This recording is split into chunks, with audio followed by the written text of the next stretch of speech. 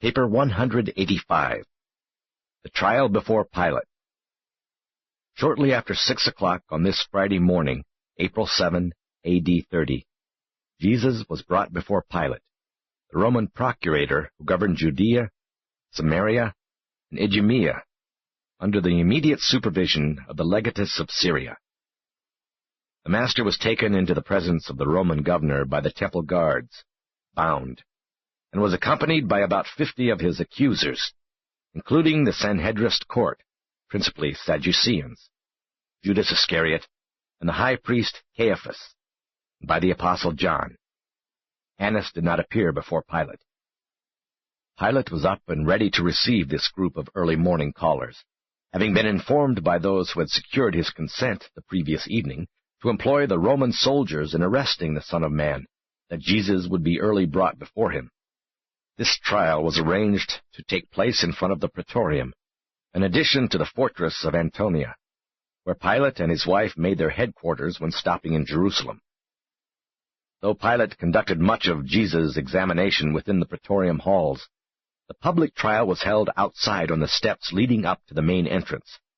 This was a concession to the Jews, who refused to enter any Gentile building where leaven might be used on this day of preparation for the Passover. Such conduct would not only render them ceremonially unclean, and thereby debar them from partaking of the afternoon feast of thanksgiving, but would also necessitate their subjection to purification ceremonies after sundown, before they would be eligible to partake of the Passover supper. Although these Jews were not at all bothered in conscience as they intrigued to effect the judicial murder of Jesus, they were nonetheless scrupulous regarding all these matters of ceremonial cleanness and traditional regularity. And these Jews have not been the only ones to fail in the recognition of high and holy obligations of a divine nature, while giving meticulous attention to things of trifling importance to human welfare in both time and eternity. 1. Pontius Pilate. If Pontius Pilate had not been a reasonably good governor of the minor provinces, Tiberius would hardly have suffered him to remain as procurator of Judea for 10 years. Although he was a fairly good administrator, he was a moral coward.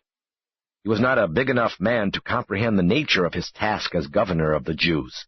He failed to grasp the fact that these Hebrews had a real religion, a faith for which they were willing to die, and that millions upon millions of them, scattered here and there throughout the empire, looked to Jerusalem as the shrine of their faith, and held the Sanhedrin in respect as the highest tribunal on earth. Pilate did not love the Jews, and this deep-seated hatred early began to manifest itself. Of all the Roman provinces, none was more difficult to govern than Judea. Pilate never really understood the problems involved in the management of the Jews, and therefore, very early in his experience as governor, made a series of almost fatal and well-nigh suicidal blunders. And it was these blunders that gave the Jews such power over him. When they wanted to influence his decisions, all they had to do was to threaten an uprising, and Pilate would speedily capitulate. And this apparent vacillation, or lack of moral courage, of the procurator was chiefly due to the memory of a number of controversies he had had with the Jews, and because in each instance they had worsted him. The Jews knew that Pilate was afraid of them, that he feared for his position before Tiberius, and they employed this knowledge to the great disadvantage of the governor on numerous occasions. Pilate's disfavor with the Jews came about as a result of a number of unfortunate encounters. First, he failed to take seriously their deep-seated prejudice against all images as symbols of idol worship. Therefore, he permitted his soldiers to enter Jerusalem without removing the images of Caesar from their banners, as had been the practice of the Roman soldiers under his predecessor. A large deputation of Jews waited upon Pilate for 5 days, imploring him to have these images removed from the military standards. He flatly refused to grant their petition, and threatened them with instant death. Pilate, himself being a skeptic, did not understand that men of strong religious feelings will not hesitate to die for their religious convictions, and therefore was he dismayed when these Jews drew themselves up defiantly before his palace, bowed their faces to the ground, and sent word that they were ready to die. Pilate then realized that he had made a threat which he was unwilling to carry out. He surrendered, ordered the images removed from the standards of his soldiers in Jerusalem, and found himself from that day on to a large extent subject to the whims of the Jewish leaders, who had in this way discovered his weakness in making threats which he feared to execute. Pilate subsequently determined to regain this lost prestige, and accordingly had the shields of the emperor, such as were commonly used in Caesar worship, put up on the walls of Herod's palace in Jerusalem. When the Jews protested, he was adamant. When he refused to listen to their protests, they promptly appealed to Rome, and the emperor as promptly ordered the offending shields removed. And then was Pilate held in even lower esteem than before. Another thing which brought him into great disfavor with the Jews was that he dared to take money from the temple treasury to pay for the construction of a new aqueduct, to provide increased water supply for the millions of visitors to Jerusalem at the times of the great religious feasts. The Jews held that only the Sanhedrin could disperse the temple funds, and they never ceased to inveigh against Pilate for this presumptuous ruling. No less than a score of riots and much bloodshed resulted from this decision. The last of these serious outbreaks had to do with the slaughter of a large company of Galileans, even as they worshipped at the altar.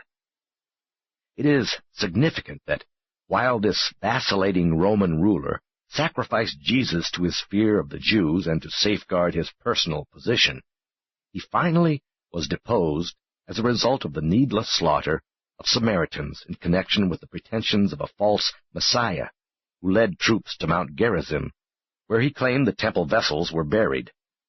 And fierce riots broke out when he failed to reveal the hiding place of the sacred vessels, as he had promised.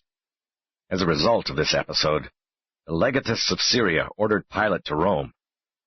Tiberius died while Pilate was on the way to Rome, and he was not reappointed as procurator of Judea. He never fully recovered from the regretful condemnation of having consented to the crucifixion of Jesus. Finding no favor in the eyes of the new emperor, he retired to the province of Lausanne, where he subsequently committed suicide. Claudia Procula, Pilate's wife, had heard much of Jesus through the word of her maid-in-waiting, who was a Phoenician believer in the gospel of the kingdom. After the death of Pilate, Claudia became prominently identified with the spread of the good news. And all this explains much that transpired on this tragic Friday forenoon. It is easy to understand why the Jews presumed to dictate to Pilate to get him up at 6 o'clock to try Jesus, and also why they did not hesitate to threaten to charge him with treason before the emperor if he dared to refuse their demands for Jesus' death. A worthy Roman governor, who had not become disadvantageously involved with the rulers of the Jews, would never have permitted these bloodthirsty religious fanatics to bring about the death of a man whom he himself had declared to be innocent of their false charges and without fault. Rome made a great blunder, a far-reaching error in earthly affairs, when she sent the second-rate Pilate to govern Palestine. Tiberius had better have sent to the Jews the best provincial administrator in the empire. 2. Jesus appears before Pilate. When Jesus and his accusers had gathered in front of Pilate's judgment hall, the Roman governor came out, and addressing the company assembled, asked, "What accusation do you bring against this fellow?"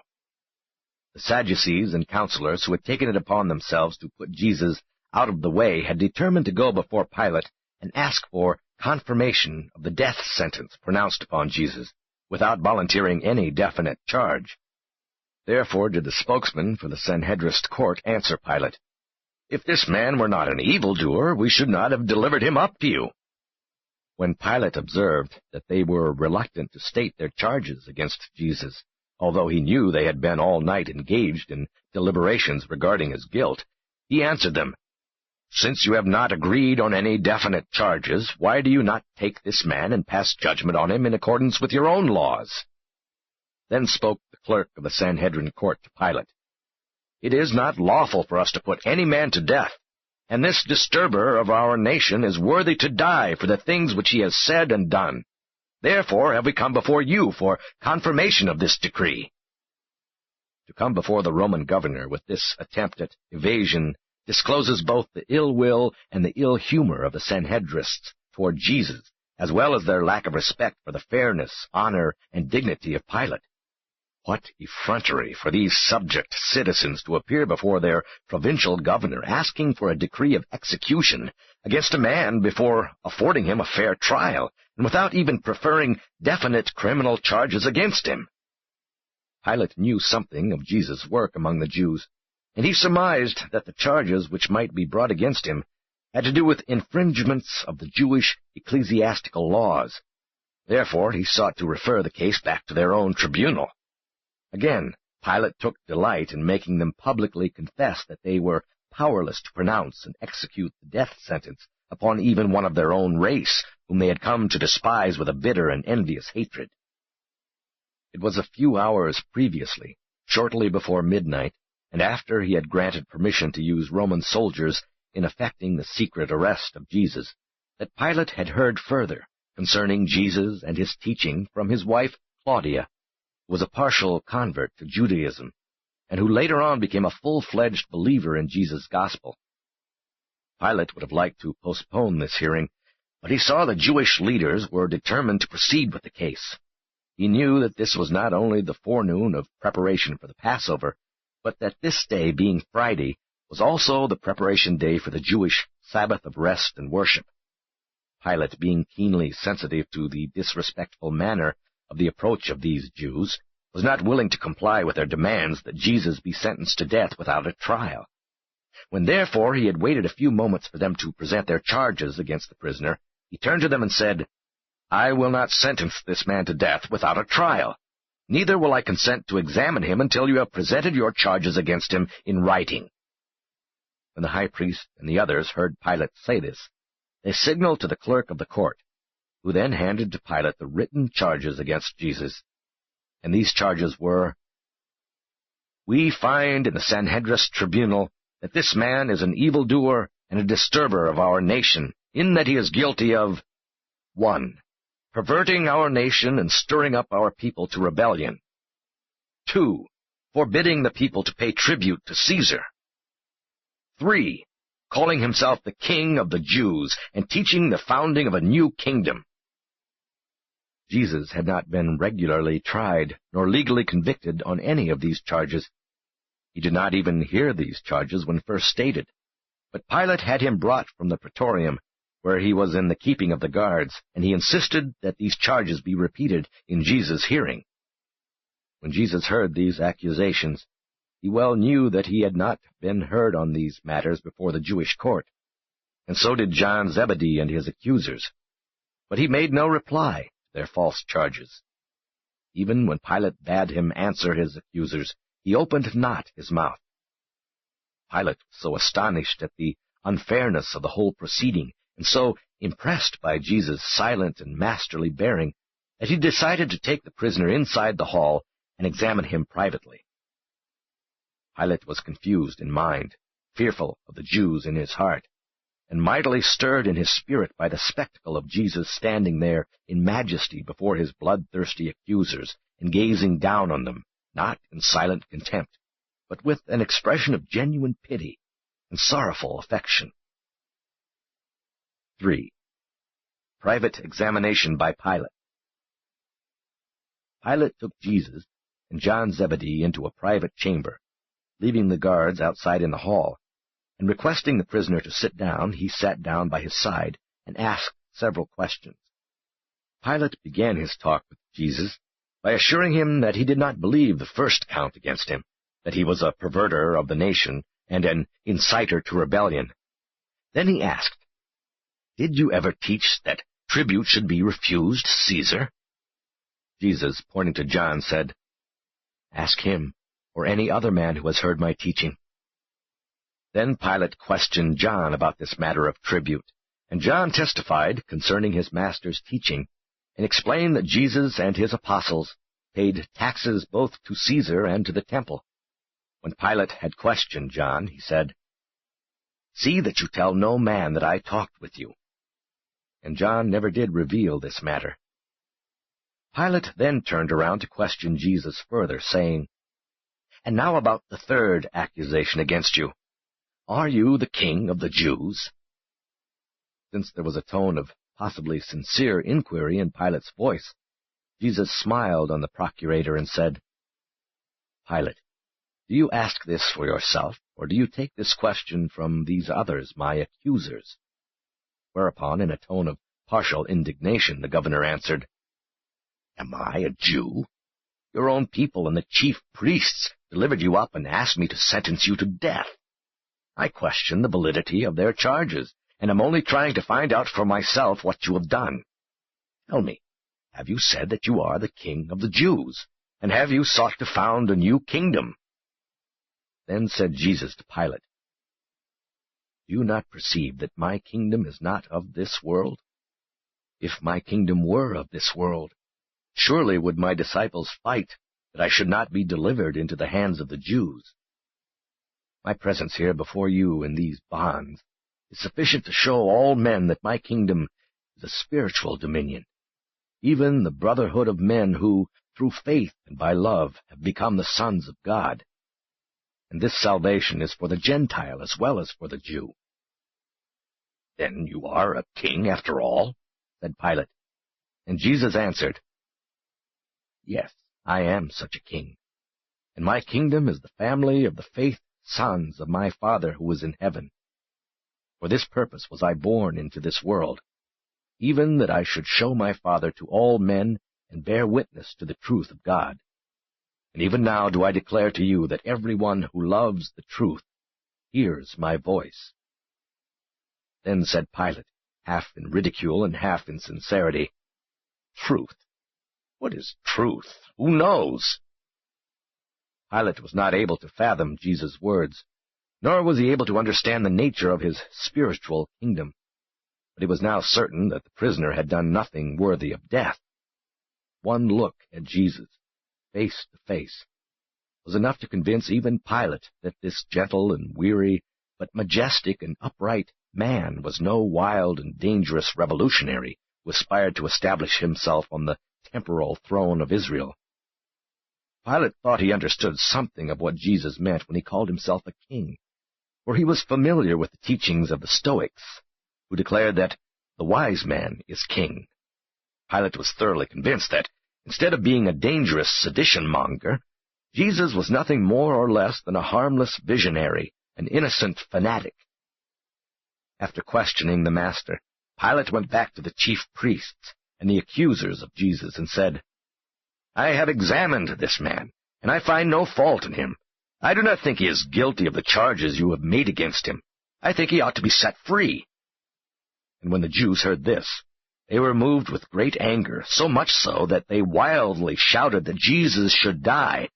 And one of the Sanhedrists boldly stepped up by the side of Pilate, saying, "This man stirs up the people, beginning in Galilee and continuing throughout all Judea. He is a mischief-maker and an evildoer. You will long regret it if you let this wicked man go free." Pilate was hard-pressed to know what to do with Jesus. Therefore, when he heard them say that he began his work in Galilee, he thought to avoid the responsibility of deciding the case, at least to gain time for thought, by sending Jesus to appear before Herod, who was then in the city attending the Passover. Pilate also thought that this gesture would help to antidote some of the bitter feeling which had existed for some time between himself and Herod, due to numerous misunderstandings over matters of jurisdiction. Pilate, calling the guards, said, "This man is a Galilean. Take him forthwith to Herod, and when he has examined him, report his findings to me." And they took Jesus to Herod. 4. Jesus before Herod. When Herod Antipas stopped in Jerusalem, he dwelt in the old Maccabean palace of Herod the Great. And it was to this home of the former king that Jesus was now taken by the temple guards, and he was followed by his accusers and an increasing multitude. Herod had long heard of Jesus, and he was very curious about him. When the Son of Man stood before him on this Friday morning, the wicked Idumean never for one moment recalled the lad of former years who had appeared before him in Sepphoris, pleading for a just decision regarding the money due his father, who had been accidentally killed while at work on one of the public buildings. As far as Herod knew, he had never seen Jesus, although he had worried a great deal about him when his work had been centered in Galilee. Now that he was in custody of Pilate and the Judeans, Herod was desirous of seeing him, feeling secure against any trouble from him in the future. Herod had heard much about the miracles wrought by Jesus, and he really hoped to see him do some wonder. When they brought Jesus before Herod, the Tetrarch was startled by his stately appearance and the calm composure of his countenance. For some 15 minutes Herod asked Jesus questions, but the master would not answer. Herod taunted and dared him to perform a miracle, but Jesus would not reply to his many inquiries or respond to his taunts. Then Herod turned to the chief priests and the Sadducees, and giving ear to their accusations, heard all and more than Pilate had listened to regarding the alleged evil doings of the Son of Man. Finally, being convinced that Jesus would neither talk nor perform a wonder for him, Herod, after making fun of him for a time, arrayed him in an old purple royal robe, and sent him back to Pilate. Herod knew he had no jurisdiction over Jesus in Judea. Though he was glad to believe that he was finally to be rid of Jesus in Galilee, he was thankful that it was Pilate who had the responsibility of putting him to death. Herod never had fully recovered from the fear that cursed him as a result of killing John the Baptist. Herod had at certain times even feared that Jesus was John, risen from the dead. Now he was relieved of that fear, since he observed that Jesus was a very different sort of person from the outspoken and fiery prophet who dared to expose and denounce his private life. 5. Jesus returns to Pilate. When the guards had brought Jesus back to Pilate, he went out on the front steps of the praetorium, where his judgment seat had been placed, and calling together the chief priests and Sanhedrists, said to them, "You brought this man before me with charges that he perverts the people, forbids the payment of taxes, and claims to be king of the Jews. I have examined him and failed to find him guilty of these charges. In fact, I find no fault in him.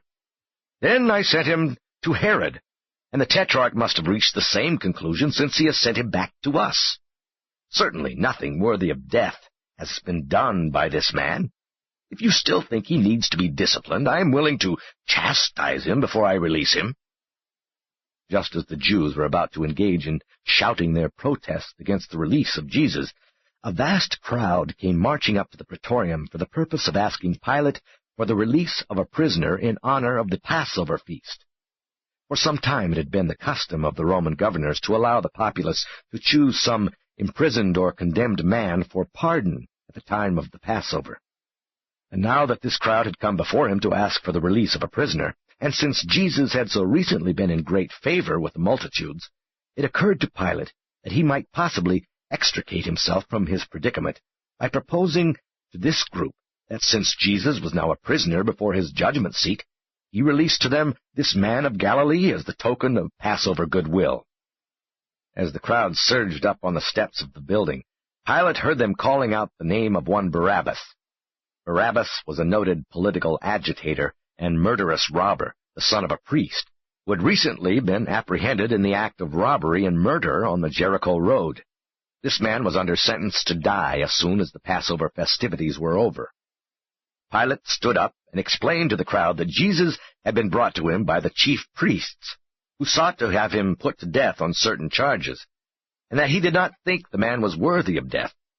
Said Pilate, "Which, therefore, would you prefer that I release to you, this Barabbas, the murderer, or this Jesus of Galilee?"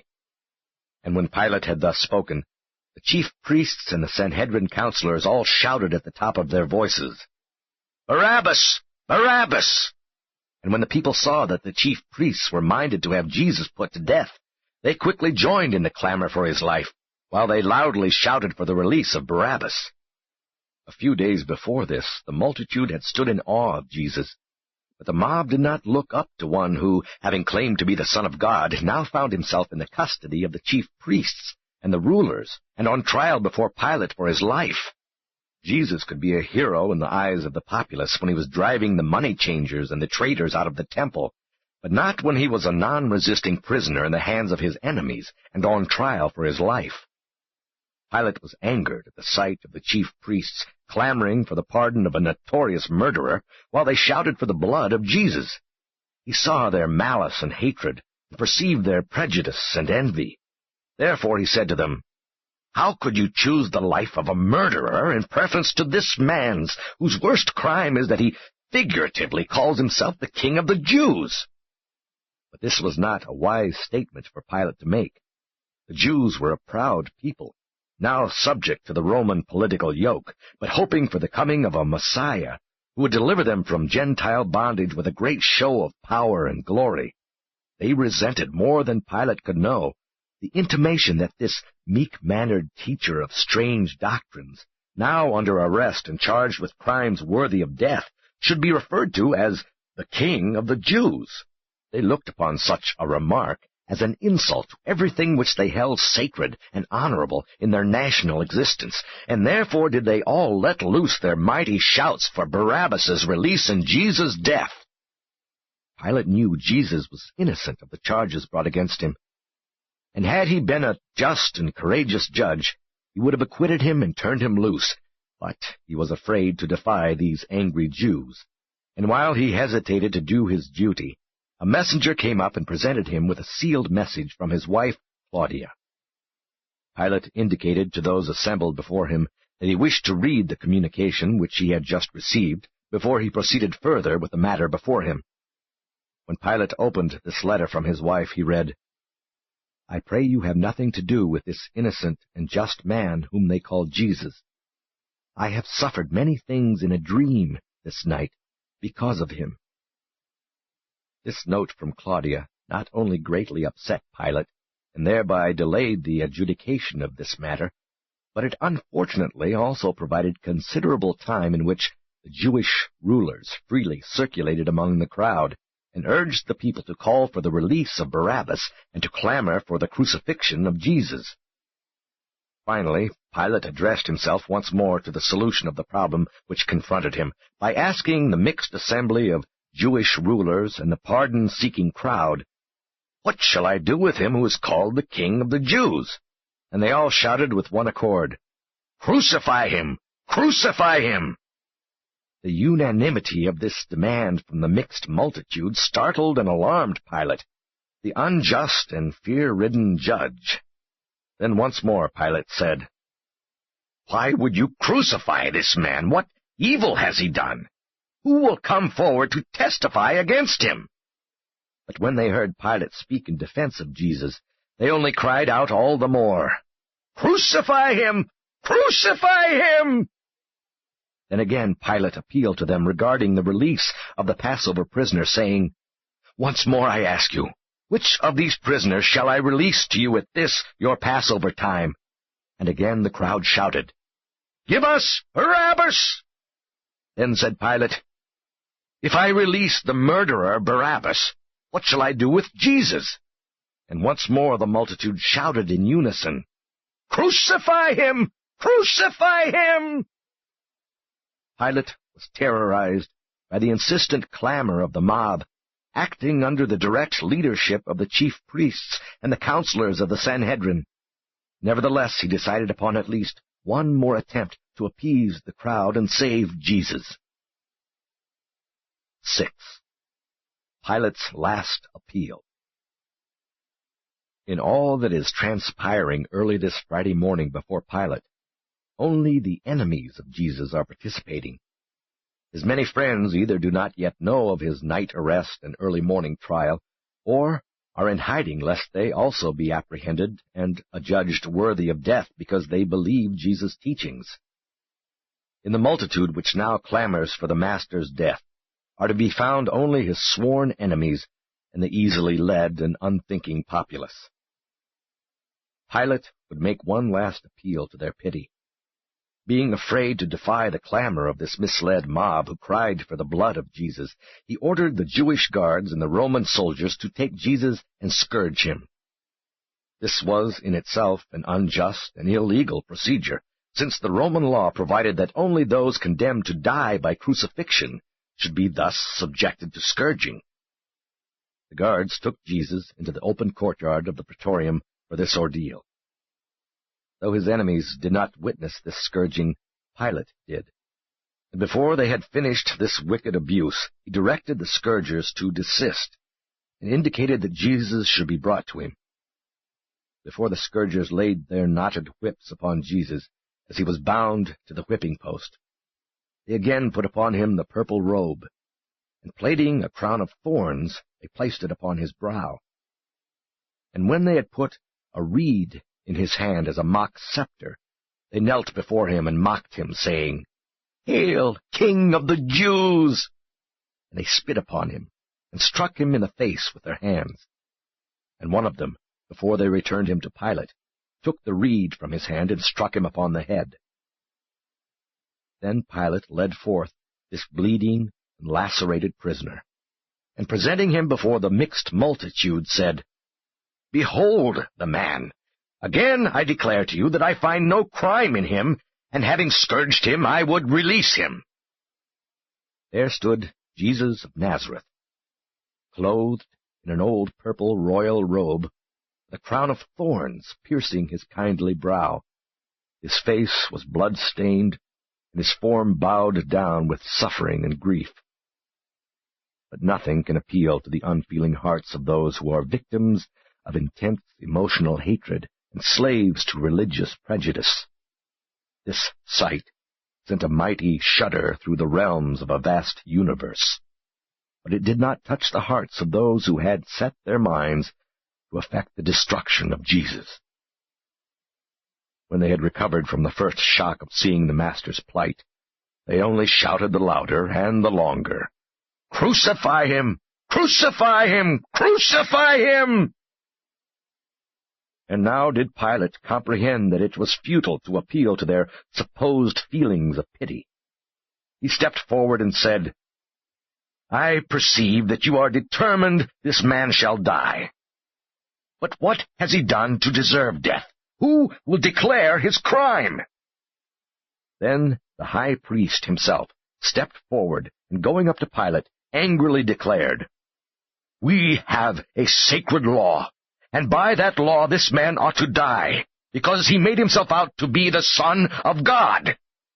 When Pilate heard this, he was all the more afraid, not only of the Jews, but recalling his wife's note and the Greek mythology of the gods coming down on earth, he now trembled at the thought of Jesus possibly being a divine personage. He waved to the crowd to hold its peace while he took Jesus by the arm and again led him inside the building that he might further examine him. Pilate was now confused by fear, bewildered by superstition, and harassed by the stubborn attitude of the mob. 7.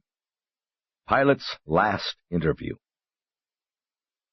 As Pilate, trembling with fearful emotion, sat down by the side of Jesus, he inquired, "Where do you come from?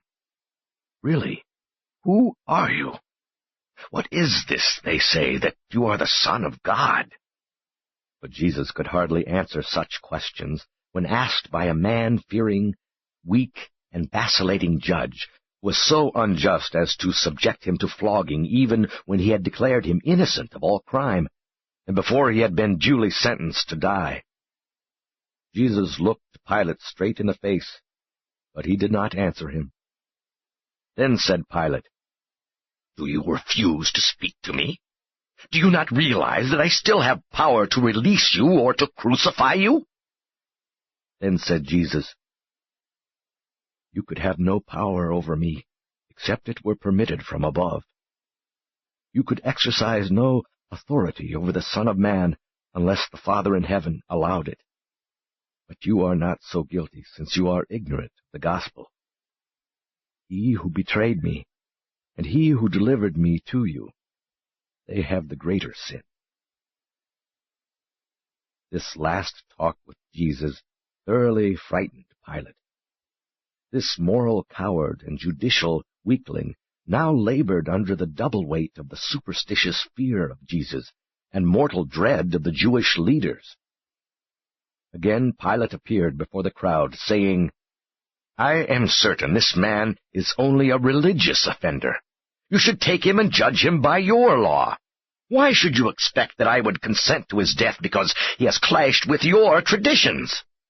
Pilate was just about ready to release Jesus When Caiaphas, the high priest, approached the cowardly Roman judge, and shaking an avenging finger in Pilate's face, said with angry words which the entire multitude could hear, "If you release this man, you are not Caesar's friend, and I will see that the emperor knows all." This public threat was too much for Pilate. Fear for his personal fortunes now eclipsed all other considerations, and the cowardly governor ordered Jesus brought out before the judgment seat. As the master stood there before them, he pointed to him and tauntingly said, "Behold your king!" And the Jews answered, "Away with him! Crucify him!" And then Pilate said, with much irony and sarcasm, "Shall I crucify your king?" And the Jews answered, "Yes, crucify him! We have no king but Caesar!"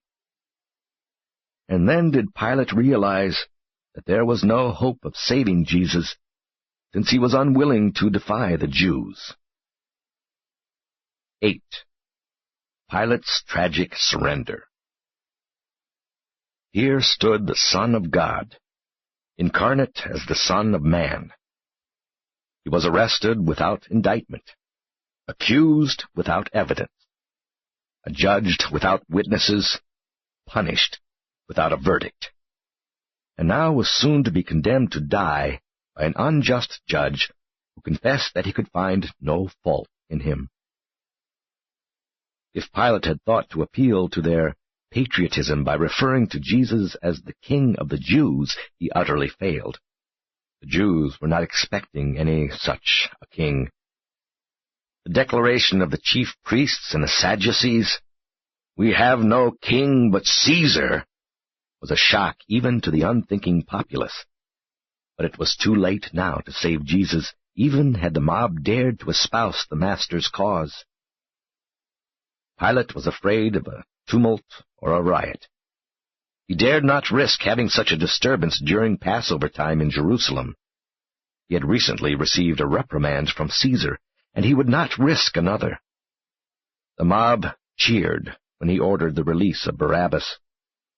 Then he ordered a basin and some water, and there before the multitude he washed his hands, saying, "I am innocent of the blood of this man. You are determined that he shall die, but I have found no guilt in him. See you to it. The soldiers will lead him forth." And then the mob cheered and replied, "His blood be on us and on our children."